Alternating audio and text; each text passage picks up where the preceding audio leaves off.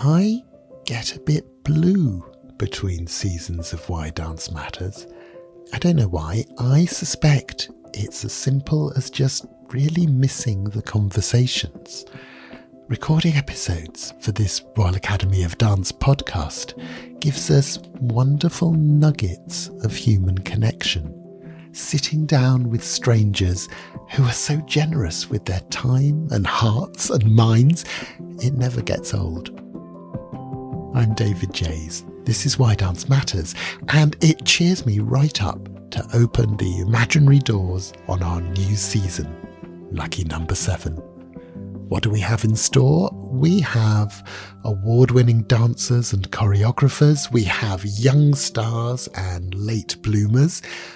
We have inspiring people from across the world. But we start with one of the hardest working people in show business. Drew McOnie is a British choreographer and theatre director. He danced with Matthew Bourne's new Adventures company, but soon realised that he wanted to make dance himself.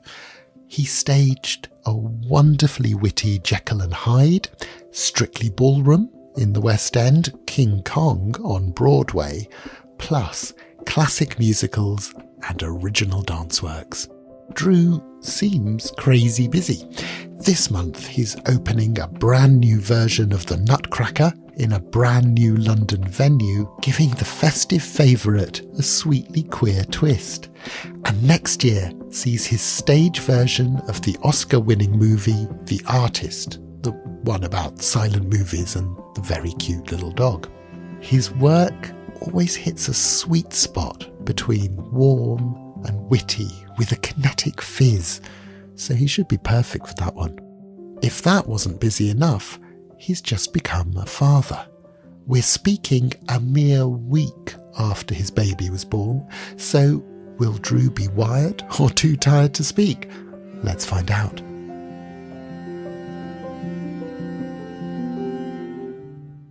Drew, welcome to Why Dance Matters. And very excitingly, you're working on everything in the world. You've got a new production of Nutcracker. You're preparing a musical based on the film The Artist. You've got a new baby. Do you sleep ever?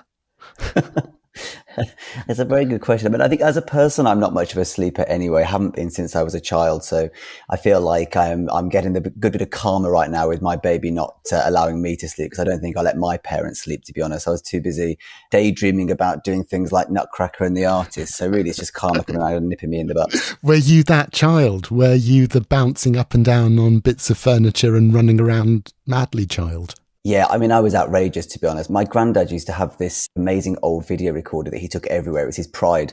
There's so many videos now of me just being uncontrollable. You know, my cousins are there, they're sort of saying what they're having for their dinner, and I'm jetting across the back, just basically being obnoxious and a total terror to anybody that I get to watch me perform. So I was absolutely that child. Perfect. Yeah. Imagine the payback now. Mm-hmm. We'll talk a bit more, I suspect, about families as we go. But I was walking on London South Bank last week, and I went past the venue that is being transformed as we speak into the Tuff Nutt Jazz Club, which is going to be the venue for your production of the Nutcracker. And I think you've described it as a production for people who felt the Nutcracker might not be for them. What did you mean by that? Well, I mean, I think Nutcracker is one of the most extraordinary properties, and it's so much in the identity of Christmas. You know, it's one of those titles and those ballets that goes beyond just the dance audiences. This is a piece that sort of sits within the identity and within the very fabric of the Christmas festivities for pretty much everybody. People might not necessarily go and see the ballet, but the music is all the way through TV adverts, in films. It's kind of part of the soundtrack of everybody's Christmas, right? And I thought what was fascinating was Nutcracker on stage felt like it belonged in a very sort of set position within the dance industry. And I wanted to create a Nutcracker to show that actually Nutcracker is for everybody, that there are people that might not feel like they want to go and see a ballet, but they do want to go and experience the music live on stage, and they want to see that music being exploded out into physical visual storytelling. So this Nutcracker, it's not an instead of, it's an as well as. And I think that, Nutcracker is so richly enjoyed by classical dancers all over the world, and at times contemporary dancers. But I really wanted to create a Nutcracker that felt like it was a production that the dancers from the music theatre industry and the jazz dancers, the theatre dancers, could feel like it was their opportunity to leap into that incredible music and have that really special experience of that music and that story connecting with Christmas audiences themselves in the way that I know the classical dancers enjoy doing Nutcracker also. It's really just that an additional chocolate in the chocolate box of the different array of Nutcrackers that are on offer. And we were talking about families, and the Nutcracker is, in its traditional productions, a ballet that presents a very traditional family. There are grandparents, there are stable parents, stable children. It's a very sort of fixed world. Did you also like the idea of slightly mixing that up and reflecting the wider range of family setups? Absolutely. I mean, I think that everything I do, I have to find a personal way into a story. And that's not to say that all the stories are about me or that the audience has to learn anything about me in it. What I'm trying to find in a piece is the humanity. I like the idea of creating theatre and creating dance that brings people together, that allows people to understand themselves, that provides an opportunity for them to feel a little bit less alone in the world. And so in order to do that, anytime I approach a story, I try to look for the humanity in it. And for me, what was interesting about Nutcracker was it exactly like you've just said, that actually traditionally Nutcracker follows quite a traditional, or what's sort of known as a nuclear family. And, for me, I'm a gay man and I've been on quite a long journey to start my family. It's taken almost 3 years for my little girl to arrive, and she's 1 week old today. And I think that really gave me a desire to be able to create a Nutcracker that showed a slightly different family setup. In our Nutcracker, the traditional Clara character is replaced by Clive. And the journey that Clive goes on into Dreamland is a kind of an expression of him trying to heal his relationship with his hardworking single father. Clive is quite a colourful, alternative, expressive, paints outside the lines kind of kid. His dad is from a different generation where he wasn't allowed to be that sort of expressive. He wasn't allowed to wear all the different colours, and he wasn't allowed to taste all the different flavours. So this is a story that sort of charts the journey of two men's journey towards each other, a father and a son. And it also studies two men that are from different worlds almost. The world is changing so quickly. So yes, family is very much at the heart of it, which I think Christmas really does lend itself well to. It's ultimately like family and acceptance. And I think that's where its unique intersection is sitting.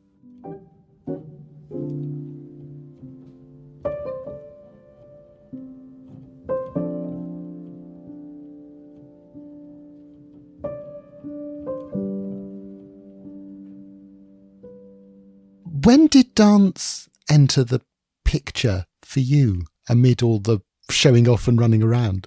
Yeah, I mean, so basically dance started for me because when I was as young as infant school or nursery even, basically it was tidy up time. And I didn't like tidy up time. I used to pretend that I was magic. So I used to get a paintbrush and I would basically, dance around the room, sort of bibbity bobbity booing all the other children who were doing tidy up time, leaping on the sofas and stuff and dancing. And her name was Mrs. Erdley. She was my play school teacher. Said to my mom, "How long has Drew been going to dance classes? It's obviously really good of you to take a little boy to dance classes." And my mom was like, "We haven't taken him to dance classes. Like, he just does this all the time." So I must have been very, very young. And Mrs. Erdley said, "I think maybe you should take him to dance classes because it might get rid of some of the excess energy. He clearly really likes it and he might be able to concentrate a little bit better at school if he's a bit more tired." So my mom took me to my local dance school, Walsall Academy of Dance, when I was very, very little. And I remember turning up, I was the only boy in the class.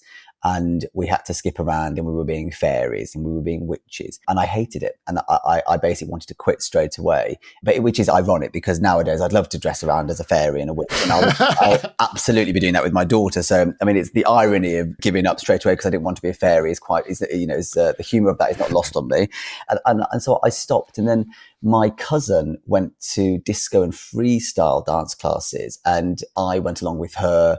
And really, I think primarily as a bit of childcare, to be honest. I absolutely loved it. And it was a real introduction to me because there was an element of freedom within the material. So I clocked very quickly that I could just be very forgetful about the dance steps that my teacher would give me, because once we were out on the dance floor, nobody could reach me. So I would be making up my own steps. So I think in a way, when I got introduced to ballet and I was just being taught the steps, I didn't like it because I didn't like the fact that there were set things I was supposed to be doing, because I had more fun making up my own steps.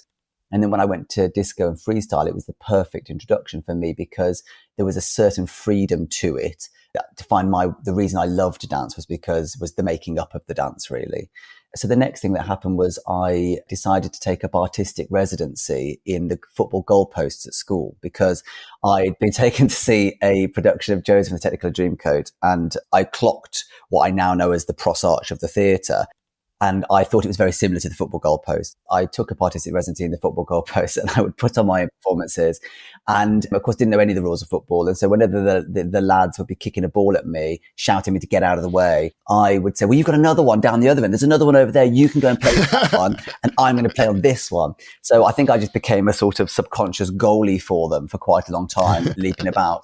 And if they managed to hit me with the ball, then so be it. So that's really how it all came in. But I don't really ever remember a time before dance. I don't really remember being introduced to it because I was doing it before I went to a dance class. I don't know why that is, but I guess it's just something that was in me. It doesn't sound as if there was ever an agonizing moment where you had to think, is this what I do with my life? It kind of feels as if the decision was made for you. Well, do you know what you say that there was a good 2-hour slot where I decided I was giving it all up to become a vet because I really love animals. And then when my mom explained to me what vets actually do, I was heartbroken that they might have to look after very, very poorly animals and that sometimes poorly animals don't survive. Then I was distraught, and the only way to cheer me up was to take me to my dance class. And actually, funnily enough, my ballet teacher from Tring, when I went away to school, messaged me a couple of days ago to say congratulations on the baby. I suddenly remembered being about 12 years old. It was my first year at school when I went away to Tring Park, and marching into the dance office to tell them that I was going to move over to the drama course. And they were like, why do you want to move to the drama course? You're doing really well. And I said, well, because I've decided I'm going to have children one day, and actors make a lot more money than dancers do. So I think it's better if I just start working hard now. But it wasn't until she congratulated me that I was like, yeah, this thing about wanting to have a family happened probably, before I was even, able to work out that I was gay or that it might be complicated for me to have a family. That's incredible.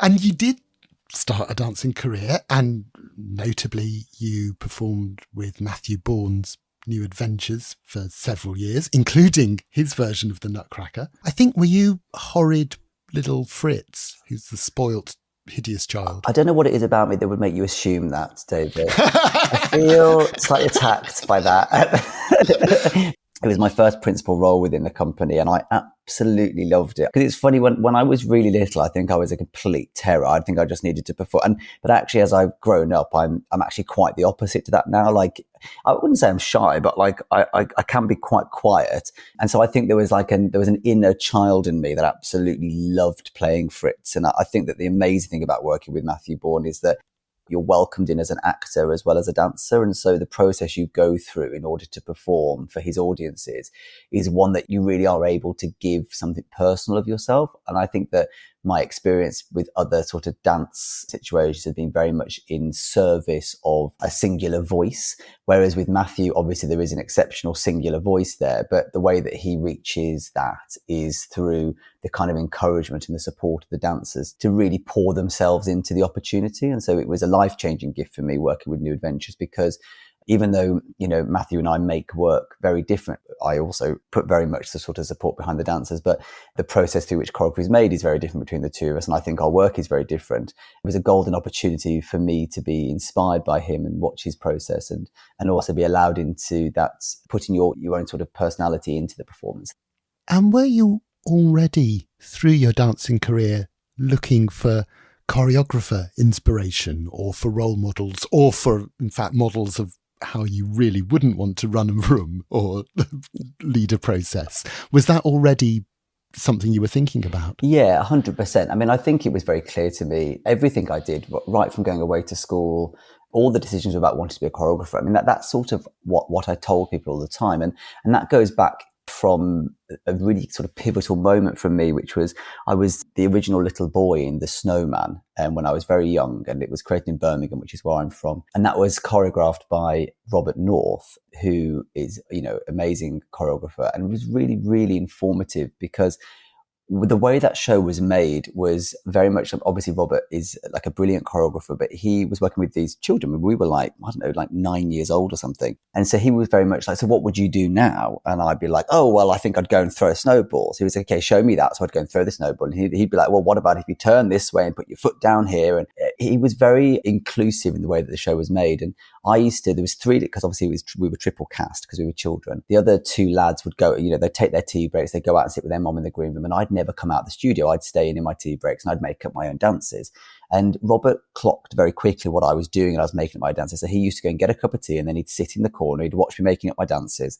And then bit by bit, my dances would just come more and more into the middle of the studio. And then bit by bit, he'd sort of encourage me, and he'd say like, oh, have you ever thought about, you could do that step again if you wanted, but you could just do it facing a different way. Or started to, at a very young age, like encourage me into different sort of processes. And then I said, what do you do in the daytime? Because I was only rehearsing in the evenings because I was at school. And he said, I stay and I make up dances with the older dancers. And I was like, so you make up dances all day? And he said, yes. And I said, and you get paid for that? And he said, yes. And he said, he laughed. He's like, I hope you're getting paid for this. I said, well, I am. I said, but you don't have a real job. He said, this is my real job. So in that moment, my brain just went like, there's a real job. What is this crazy world? And so I asked him to write down, he said it was a choreographer. I asked him to write it down because I didn't know how to spell it. And it was on a little green Post-it note that was attached to his script. He took it off, wrote choreographer. And it was the first time I went out in the tea break to my mom. And I remember going out into the green room at the Birmingham Rep Theatre, and she looked panicked because she was like, oh, has something gone wrong? Because I don't usually come out in the tea breaks. And I said, no. And I gave her the Post-it note. I said, that's what I'm going to be. I'm going to be a choreographer. And that was it, really. So that was, really from 9, I would tell people I was going to be, at first a choreographer and then a choreographer. And so really every decision, like through my training, an amazing group of very, very special best friends who all went on to have exceptional dance careers. Tyrone Singleton, who's principal at Birmingham Royal Ballet, Carrie Johnson, who danced at Birmingham Royal Ballet and with Matthew Bourne, Katie Lowenhoff, principal with Matthew Bourne, Max Westwell, English National Ballet. These amazing group of very special dancers were my best friends at school. And they gifted me by, like, at the end of every school day, we would meet in the studio and they would just let me choreograph on them. I was sort of 10, 11. And so having that support and that trust from a young age, and then going off into my performing career, every decision I made as a performer was about getting in the room with people I admired, because it was all about learning. And I thought it was going to take a lot longer than it did. As a theatre choreographer, there's no process. For classical choreographers and contemporary choreographers, you very usually get into a major dance company, and then you get nurtured by the artistic management, and you're surrounded by the world's best dancers. And then you do the sort of choreodrome, and you do the sort of scratch sharing platforms, and you're sort of surrounded by the best to learn from. And then you're nurtured by the best. And then there's a direct pathway into having dancers and having performance lots and being produced and working with designers. Now, as a theatre choreographer, there is no structure because there's no inherent progression. So basically you're out into the big wide world, and then you have to try and get a job. It's so hard to get a job as a theatre choreographer, and then you have to get another one, then you have to get another one. And you're also so alone. I mean, the thing about classical and contemporary choreographers is you're surrounded by classical and contemporary choreographers. And so you're nurtured. And so somebody like Robert North would say, have you thought about this? I think your composition isn't quite good here. I'm not sure I understand what this expression means. And this feels like you're repeating yourself. Whereas in theatre, you're on your own, and the only people you've got to give you any sort of constructive critique is the critics. And because even in the creative team as a choreographer in theatre, you're the only person in the room that comes from a dance background, and everyone else comes from text or from lighting or from sound. So you really are kind of on your own. And that's a big part of why I wanted to launch the McOnie Company, was because I wanted to create a dance company that was able to provide and nurture and develop theatre dancers. And in the fullness of time, I'd like to be doing the same for theatre choreographers too. I'm very pleased that choreography has worked out so well for you.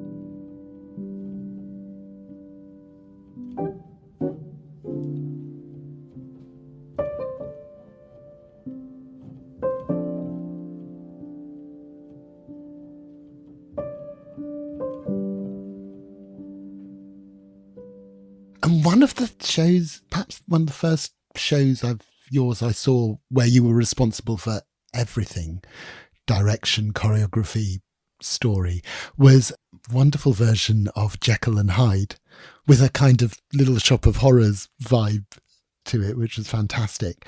I remember seeing it with a friend. There's a moment where someone is kind of zipping up his trousers. The friend leant over and said, "This man can make even a zip into choreography." And it was a fantastic moment and absolutely right. And I'm wondering, do you start with situation, with character, or with steps? How do you start creating? I think it sort of depends what thing I'm doing. It's pretty much always about the audience. And I know that might seem like a bit of a sidestep to your question, but what I mean by that is when you come from a theatre background, the sort of power dynamic is slightly different in that a theatre choreographer, a theatre maker, a theatre storyteller would consider the audience their boss. Whereas I feel like in the dance industry, the audiences come to see a singular vision of a singular choreographer or the voice of a company, shall we say. With that in mind, each process or each show requires, for me, because I do consider the audience my boss, the process is different each time because it always comes into the question, what is the audience expecting of this production? What have they bought a ticket for? And how do I delight and surprise them while still delivering the thing that they thought they were coming to see? Because really, if you give them exactly what they want and nothing more, you're never really going to beat what was in their imagination. There's a sort of a fine line to be walked, which is to deliver exactly everything they wanted, but to kind of keep them on their toes. So I think that, something like Jekyll and Hyde was very much story first. And I learned a lot from Jekyll and Hyde. And I also choreographed a production of Merlin for Northern Ballet. And I learned a lot from that too, because moving between theatre choreography and choreography for a ballet company was that the audiences are so different. And whereas a theatre audience is expect very, very quick-paced, narrative, dense beats, like constantly, dance audiences are much more sort of into allowing a narrative context and then for that to open up and just explode into beautiful visual emotional dance. So I think that I'm constantly learning. I know I've maybe been doing it for quite a long time now, but I still consider myself to be really right at the beginning of my career in many ways, because I've sort of started in many different genres. Something like Jekyll and Hyde is very much story based, whereas a big challenge, and this is what's so exciting about Nutcracker for me, is that I've really challenged myself to keep the story very sort of simple in a way, very sort of human and very honest, but allowing the beats, which is what I think Nutcracker is, by the way. I think Nutcracker is an amazing opportunity for really expressive, beautiful dance. And so with Nutcracker, actually, the choreography has come a little bit before trying to fit it into a really linear narrative, whereas other shows are the other way around. So I'm sorry that's not the clearest of answers to your question, but it sort of gives an insight into at least what my impetus for theatre making is. Absolutely. And one of the other things you have to learn is how to lead from the front, how to head a company. There's a lot of pressure when you're in that role.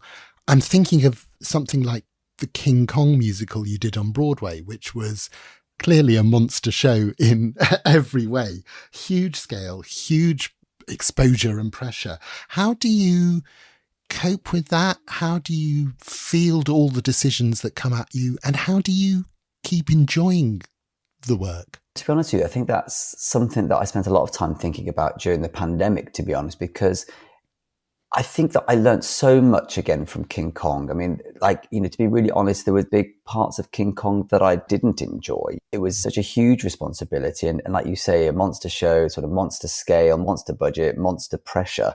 And so I think that that's been a large part of really thinking about what space one person does take up in the industry and what it is you want to spend your time doing. I mean, I think for me, what is true of me before King Kong and after King Kong, or before the pandemic and after the pandemic, is about essentially finding a way into making work that leads with kindness. because I think that that's not necessarily the training we all had. You know, I don't think we were necessarily trained in artistic expression through kindness or empathy, but a huge reason of why we do what we do is to connect with people that are sitting in the dark. And I personally think that's true of whether you're doing an expressionistic art form or whether you're doing a narrative or a literal or whatever form through which your expression or your emotion is being passed. I do think ultimately what it boils down to is extraordinary human standing in a space, sharing something extraordinary with somebody else who knows deep down in their heart that they are also extraordinary.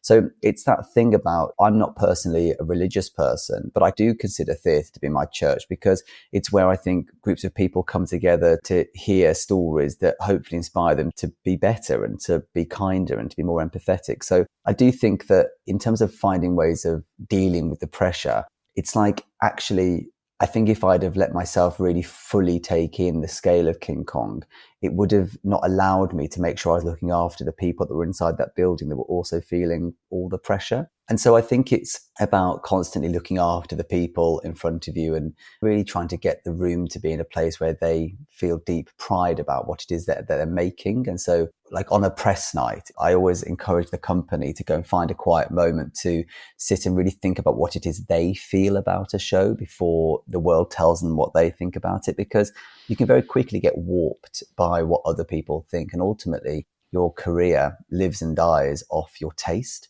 And your taste can be warped by trying to please other people. And I think it's also okay to go away and be like, I know deep down in my heart, this is not a good piece of work. And then, but you have to stick by that, even if the next day you wake up and it's all 5-star reviews, because there's so much brilliance to be learnt from reviews. And the reason I've learned a lot from reviews personally, like I think that the relationship between the critic and the artist is a vital one. And so I have learned a lot from them. What you learn from them has to be alongside your own artistic taste. So I think that staying true to that has become something really important to me. That's regardless of whether the critics are bad or good or mediocre. But really, again, it's about the people in the room making it. That calms me, because you're just looking after the people in front of you. And ultimately, not getting too caught up in how much something is costing or the pressure or the scale, and actually just think about the audience. And very often I think about my family, and I think none of my family are theatre people. And I just want to sort of make work for them, and therefore people like them, that makes them feel like they are included in the arts, and that actually dance is for everybody and it's not an exclusive thing. So that keeps me sort of focused and calm mainly.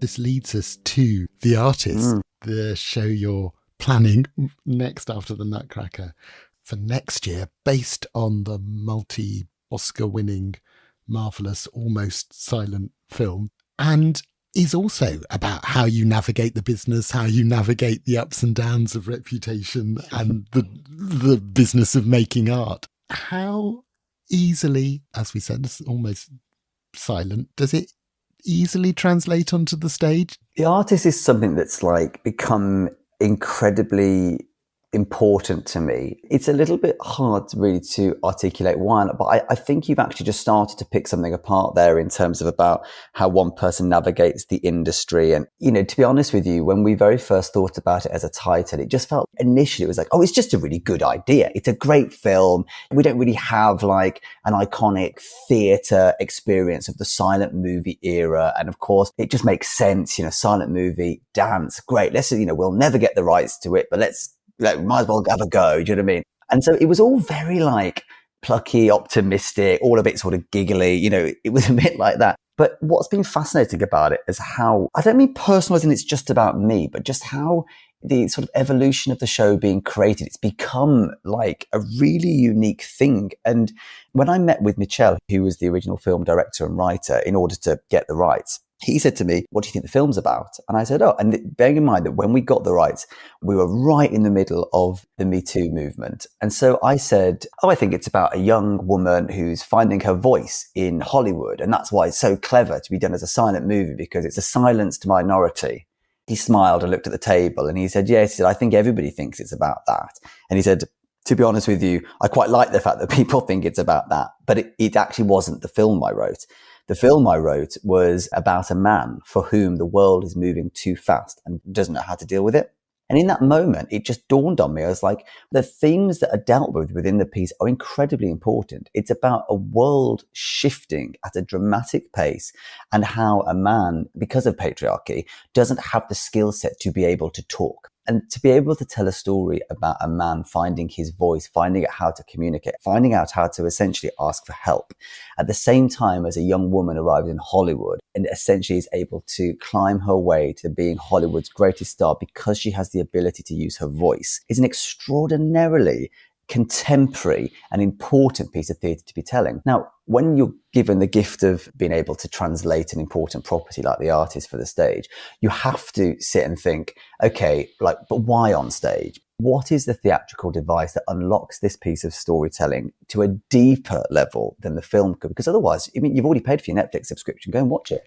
So why are you coming out of your home away from watching the Oscar-winning film to come and see this expressed in a new way? And it comes back to the Nutcracker thing of, we have to find a way to give you more than what you thought you knew about the title. And you need to find a contemporary way to connect to it on a human level. So what's been really interesting, and actually right at the beginning of this podcast, you mentioned The Artist and you said that we were developing the musical of The Artist. And it's really interesting because we got asked a lot about whether The Artist is a musical or whether it's a ballet. Yes. And it's one of these things where it's essentially neither and both. And what I mean by that is that essentially as the thing that is different, I mean, I'm sort of giving away some tricks here, but the aspect of the protagonist moving from a character who can't speak and learning how to speak, as we move from the silent movie era into the talkies, we are also shifting from a silent on-stage storytelling device to the use of sound. So we watch as the characters learn to be able to use their voices, moving from open vowel sounds through to the ability to start to speak, all the way through to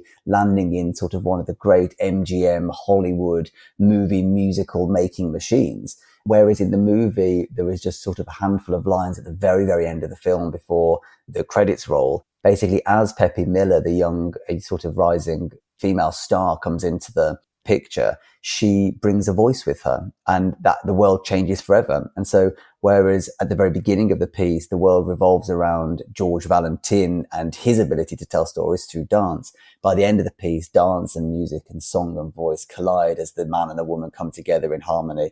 And the world sort of is forever changed by hope and optimism. So it's funny because some people who've come to see the workshop, we've done 2 workshops of it, have sort of been going, oh, it's a brand new genre, it's genre defined. And I'm like, it sort of isn't. Like, I don't think it is genre defining or genre. There's not a single thing in The Artist that hasn't been done before. In fact, actually pretty much everything we're doing in The Artist is stuff from almost the olden days, apart from our use of projection. But there's something about the way those storytelling devices are being used in parallel with the character's emotional development that feels like very exciting. And for a piece set in the 1920s with not a single thing that isn't period, again, other than the projection, it feels wildly modern. And as you can probably tell, it's something I'm really excited about. And I think it's something that's going to be perfect example of exactly why I launched the company, because only these type of dancers could pull that off. And though this might also not be the line you want to go with on the poster, The Artist is about how you bring your authentic self to the work you do. And it does feel from our conversation as if that's something that you've always got a sense of, what it is in a project that really calls to you and what you can bring to it, not just as a choreographer and a director, but what heart and soul you can put into a project. Yeah, I mean, 100%. I sort of appreciate you acknowledging that, because I think that is what is different. Like, me coming from essentially a ballet school and like a dance-led school, I think that we are in pursuit of that. And I think sometimes in the theatre industry, you can be treated as sort of a tradesman for hire, where you come in. And so I think that trying to find my way through wanting to be that choreographer or that director that creates work that can touch people and have a lasting impact on them because of their experience of the world. Like, I feel like I've been really conscious of trying to navigate taking on the projects where I can have that communication with the audience. The reason I'm sort of not struggling, but the reason I'm sort of, I guess, hesitating on the answer is that it's a weird thing, because I also don't necessarily think it's about me.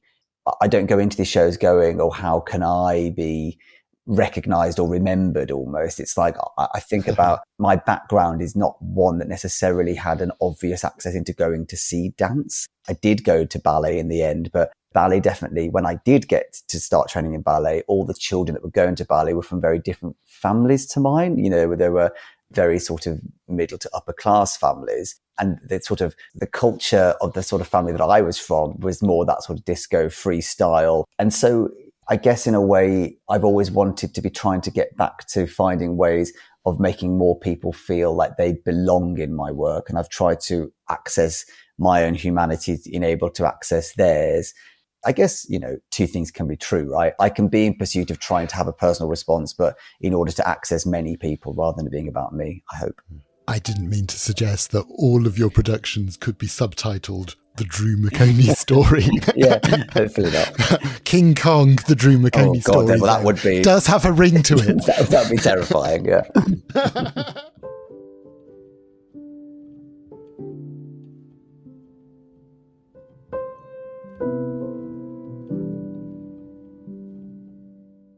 I'm wondering, at this moment when you're starting a family of your own, has dance also been a family to you? Yeah, I mean, 100%. I mean, I think that I would imagine that pretty much everybody that listens to this podcast that would feel like they belong to something. I mean, I think about everybody trying to find their place in the world. And I think also another thing as a gay man is that we're very used to choosing our family in a way. I mean, I was very lucky that my family accepted me, but a lot of my friends and a lot of my other family, my sort of non-blood family, didn't have such great experiences with their own family. And so as gay people, we're very used to finding our own family. But I don't think that that's just limited to people who identify as queer. I think that is also true of dancers. It's such an extraordinary thing that people love in dance. It's such a primal, and I think that a lot of people choose to dance despite social norms, etc. And the other thing as well about dance is it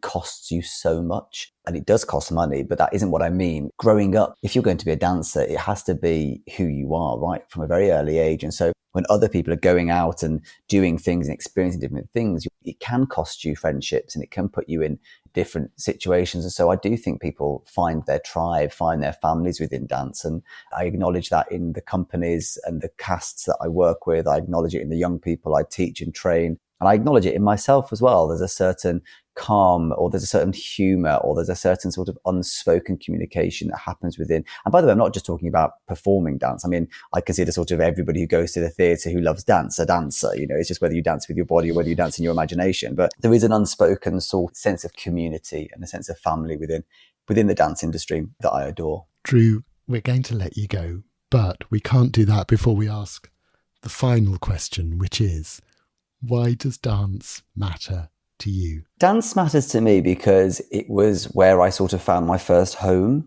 It was where I stood up in front of other people who seemed to want to scream as much as I did every time the music came on.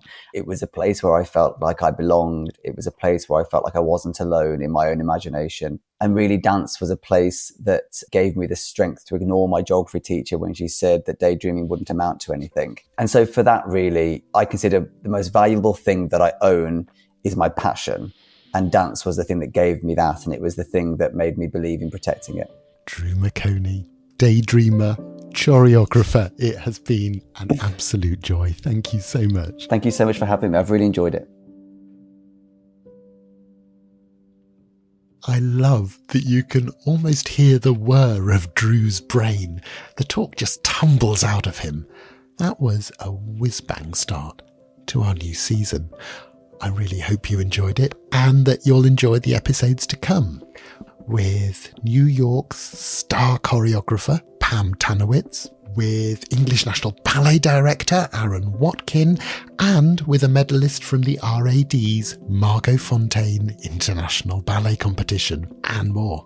Please do subscribe and like the podcast so that you don't miss an episode. The RAD's socials are in our show notes, where you'll also find links to Drew's doings, including his Nutcracker at the Tuff Nutt Jazz Club on London's South Bank. Our guest today was Drew McOnie. Why Dance Matters is made with the RAD team of Niamh Carey-Furness, Keisha Dodd and Katie Hagan. Our artwork is by Bex Glendinning, and the podcast's resident sugar plum fairy is our producer, Sarah Miles. I'm David Jays. Take care and see you soon.